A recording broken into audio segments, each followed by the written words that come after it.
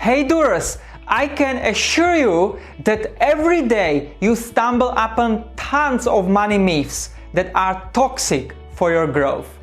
To remind you, in earlier video 7 outspoken money truths, I dive deeper into the basic yet hidden truths about money. If you are unaware of it, watch it, because that video will catch your attention. But today is the opposite, and I realize you may have struggled with money myths that lurk in you. While there are dozens of toxic myths, I've selected 7 that I believe are necessary to eliminate out of your beliefs. But first, what is a myth? A dictionary says a widely held but false belief or idea, or a traditional story.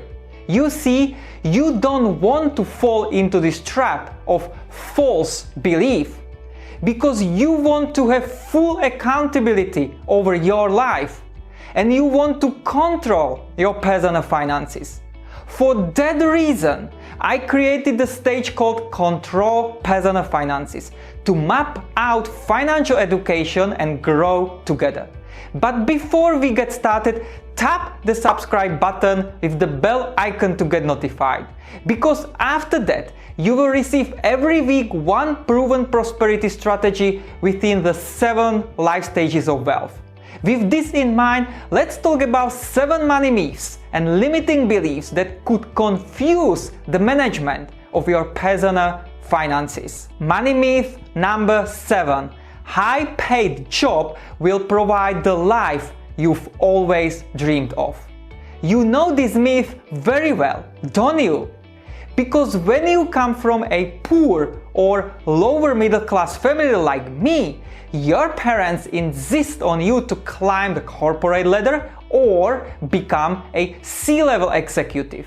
While this may or may not be true in your case, it usually goes the opposite direction.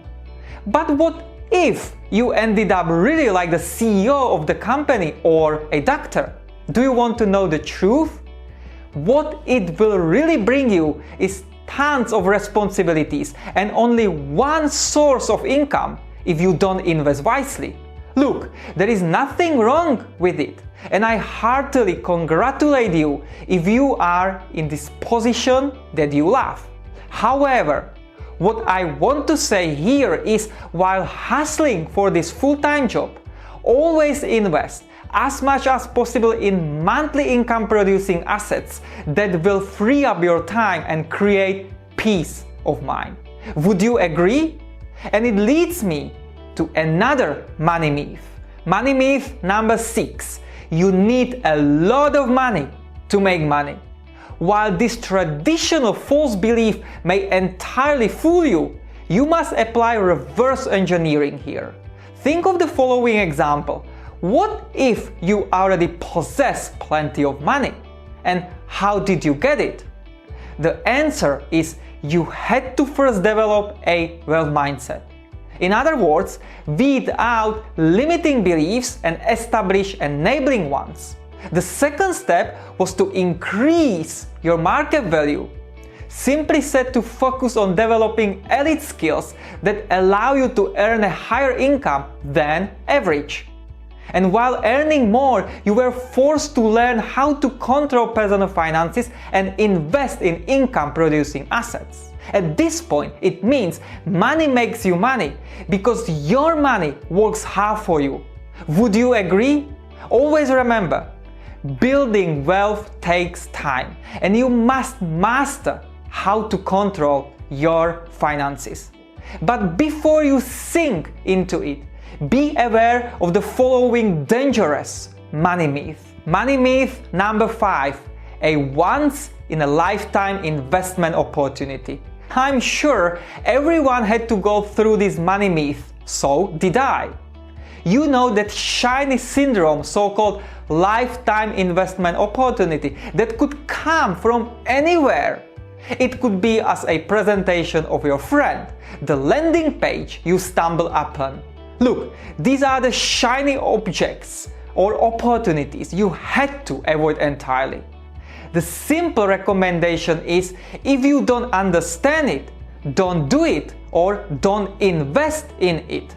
And when you become fooled by this, the control of your personal finances will be poor and you will be losing your savings over and over again. Another reason is, unfortunately, your parents or relatives will always fool your head with the following money myth. Money myth number 4. Your best lifetime safest investment is your primary home. Tell me, how many times have you heard it from your parents or relatives? But pause here a while and think about it. How could home be your best and safest investment? The truth is, it provides you a shelter where you sleep, have a bath, eat, and maybe raise your family. But it doesn't pay you anything. You pay maintenance, insurance, utilities. It takes money out of your pocket. It may appreciate its value over time, but usually it's not enough to cover all those expenses you've had to pay. In other words, it's not an income-producing asset, and there is no cash flow. Certainly, I realize there are many discussions about it, but my belief is when you are younger and middle-aged, you must first buy income-producing assets and not liabilities. Because after that, your assets may pay for your home, which you will buy later. Money myth number 3. Never ever borrow money because all debt is bad. First, you must understand, and I have to emphasize immediately, that consumer debt is bad. It means don't borrow money to impress your neighbor with the latest version of LED TV or with a fancy LV suit. You know what I'm talking about.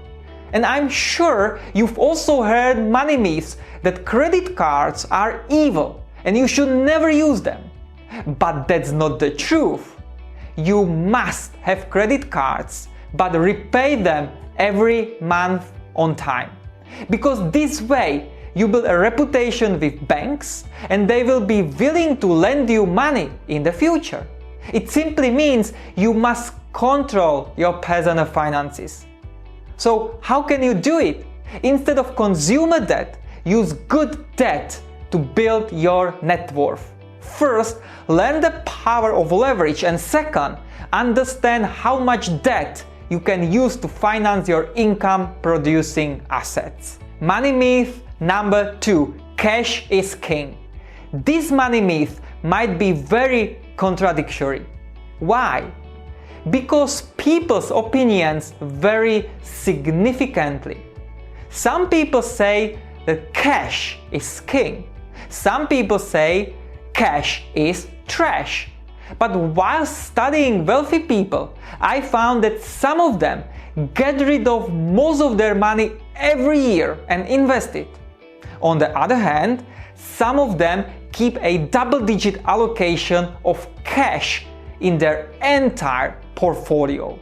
So my strategy belief is to have at least a 3 to 6 month emergency account in cash to protect yourself against unpredictable time.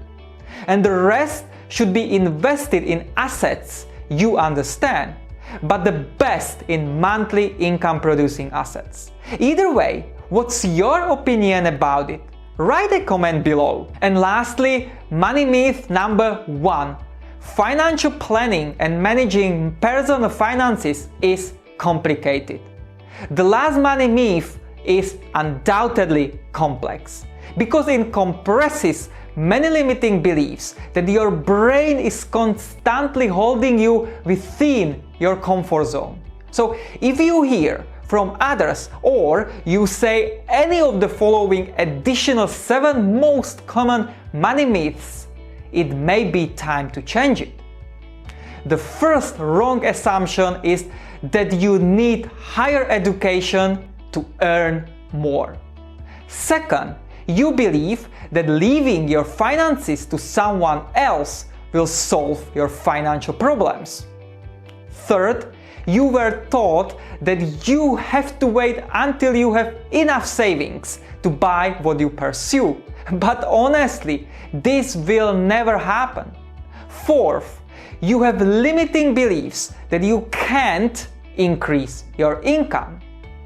Fifth, your financial advisor or someone else told you to combine completely your finances with your spouse when you get married. Sixth, you follow, listen to, and do what the government says. And seventh, you continually lie to yourself that you don't earn enough money to save. Now, when you look at this list, isn't it depressing? Listen, stop making excuses and create a plan and move forward instead. Because financial planning and controlling personal finances are uncomplicated.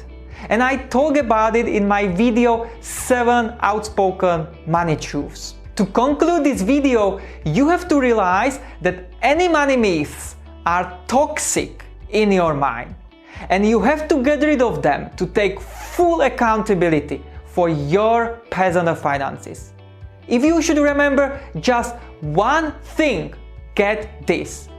Always look for prosperity, not scarcity.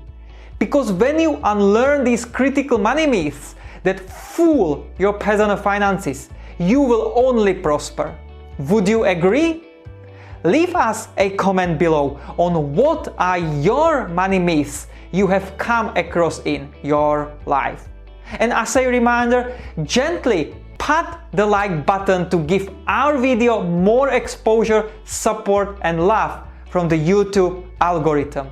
And don't forget to subscribe together with the bell notification, because every week you will receive one prosperity strategy within the 7 wealth stages of life. Because I invite you to become a doer. Thanks for watching, and I'll see you next week.